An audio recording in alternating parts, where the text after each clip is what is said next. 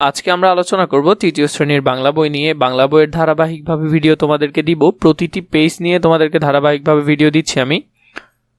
আগে আমি তোমাদের সাথে আলোচনা করব সূচিপত্র নিয়ে। তৃতীয় শ্রেণীর বাংলা বইয়ের মধ্যে নতুন করে কি কি এসেছে বা আগের কি কি ছিল সেগুলো নিয়ে আগে আলোচনা করব। বইটি খুবই সুন্দর করেছে, অনেক গোছালো বলা যায়। বইয়ের পেজের যে রঙগুলো আছে এগুলো খুবই সুন্দর হয়েছে। আমরা সূচিপত্রটা নিয়ে একটু আলোচনা করে নিই। সূচিপত্রের মধ্যে আমরা দেখছি যে এখানে প্রথমে আছে আমাদের কথা, এরপরে 2 নম্বরে আছে আমাদের পরিবার ও আমাদের প্রতিবেশী, 3 নম্বরে আছে ময়লার বাক্স, 4 নম্বরে আছে আবার পড়ি কার চিহ্ন, 5 নম্বরে আছে আবার পড়ি ফলা চিহ্ন, 6 নম্বরে আছে দেখে বুঝে কাজ করি, 7 নম্বরে আছে ঘাস ফড়িং আর পিঁপড়ার গল্প, 8 নম্বরে হলো আমি হব, 9 নম্বরে ব্যাঙের সাজা, 10 নম্বরে হলো বাক্য পড়ি ও লিখি, 11 নম্বর হলো আনন্দের দিন, 12 নম্বরে হলো বালুচরে একদিন।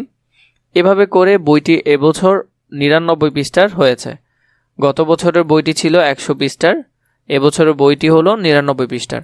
তো প্রতিটি টপিক নিয়ে আমি তোমাদেরকে ধারাবাহিকভাবে আলোচনা দিব। আমাদের চ্যানেলকে সাবস্ক্রাইব করে রাখবে এবং প্লেলিস্টের মধ্যে গণিত বলো, ইংলিশ বলো, যে কোনো ভিডিও তোমরা ধারাবাহিকভাবে পাবে। প্রতিটা পর্ব আকারে পাবে, সাথে অনুশীলন সমাধান সহ পাবে ইনশাল্লাহ। কমেন্ট করবে, কমেন্ট করলে খুবই তাড়াতাড়ি পেয়ে যাবে।